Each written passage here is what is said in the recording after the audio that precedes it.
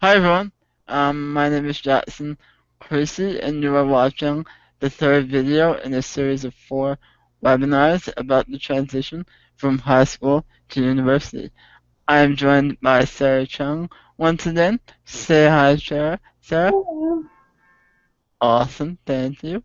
The subject of this video will be to discuss what to expect in your first year at school. I just want to start off by saying our goal is not to scare you, everyone. It's just to prepare you for what's to come. So don't let the content intimidate you. To begin, the one thing I cannot emphasize enough is that university is not high school.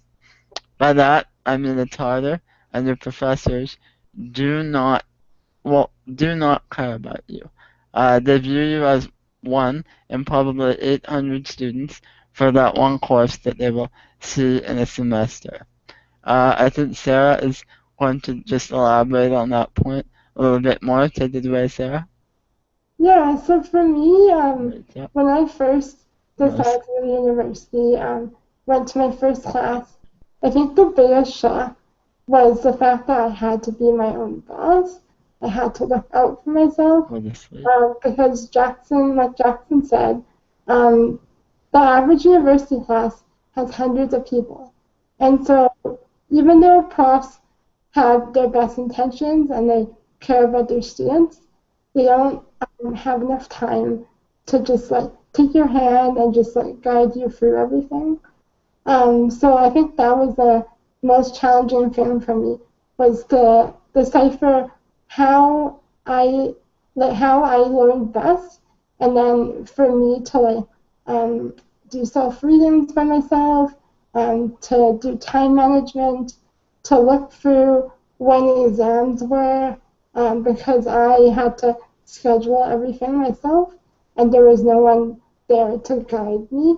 Um, for example, the exam schedule can be daunting as well because you may have 5 classes and all your exams may be all in the same week. So finding enough time to study and write papers can all be very challenging before you get the hang of it. But once you get the hang of things and you know what works best for you, then you can master anything. You just have to be very self motivated and just take things one step at a time. Another point I want to add is sometimes in university you don't always get to choose what time your classes are, or where your classes, like the location of your classes. So, for example, one of my classes that I had to take for my program was a stats class, but the only time they offered it was at 8 o'clock in the morning. And this course was, I had to take it if I wanted to graduate. There was no choice. So I had to plan out my whole term, made sure that I could finish my homework by, like, let's just say 9 p.m. at night, ensure that I got enough sleep and felt well rested enough and get ready in the morning at 6 in the morning just so I could make it to class on time. So yeah, I think that was another thing that was a bit shocking to me. Like in high school, everything was like 9 to 3, like 6 hours a day. But university is a lot different. Some days you may have classes for 10 hours straight. Other days you might not have class at all. So just you just have to be mindful of that and plan everything out to the best of your ability. I think to just add one more thing on Sarah's point. We're calling these series of videos about well, excuse me, we are talking about transition for a reason. Once you learn to understand the intricacies of your schedule and dealing with your own life, it becomes a lot easier once you get the hang of things.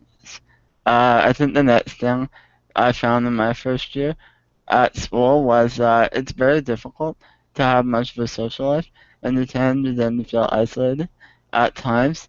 This is primarily due to to spending all of your time studying, reading, working on homework, and it really is rare to have time to meet friends because they're doing the same thing you are, and that results in having difficulties coordinating your schedule. And while your academics should remain your primary focus, it is important to spend some time socializing and do other stuff other than schoolwork. I think on that point, we're just going to stop at the negativity about university. Post-secondary is a complete refresher in terms of academics from that of high school. High school is boring. University is not. And while it may be hard, the content you will learn is incredibly fascinating, and you will want to absorb the material rather than just sitting there and taking notes. In my experience, I found that I learned more in my first year at university than I did my entire high school career. And yeah, my GPA suffered a little bit because of that, but because I underestimated the difficulty. But I gained an immense amount of knowledge in just 4 months, and once you start to get the hang of it, you discover what you need and don't need to pay attention to in lecture, and it just becomes a lot simpler. And another thing to let you know about is while there are some bad professors, there are just as many who will undoubtedly inspire you about the content they are teaching. In my own personal experience, I've never taken a computer science course, nor have I ever really enjoyed the subject. However, I decided to try one in the second semester as my course's program recommended it, and it probably ended up being my favorite course of that year. My prof was hilarious and was just superb at explaining all the necessary steps to achieve success in his course. To sum up what I'm trying to say, they will teach you how to develop your unrefined skills and transform them into elite abilities that will benefit you in your future. The final thing I think I want to mention is the people I did meet, I became very close with. And I'm now actually, they're some of my best friends. I mean, think about it. Everyone at university is interested in obtaining an education. They're not there because they have to be, they're there because they want to be. I'll be honest, I love my friends from high school and enjoy every moment I spend with them. But it's often difficult to carry on a conversation with them due to our differentiating interests, especially if they're not attending school. With the friends I've made through university, this never happens. We always will have something in common and can just talk for hours, whether it be about homework, events on campus, stuff like that. I think that's it, to be honest. Thank you for watching, everyone. I hope you found Sarah and I's advice helpful. And be sure to tune in to our next video, which will be the final. We are going to share with you some of our reflections on our own experience from first year, both good and bad. Thank you then, everyone, and goodbye.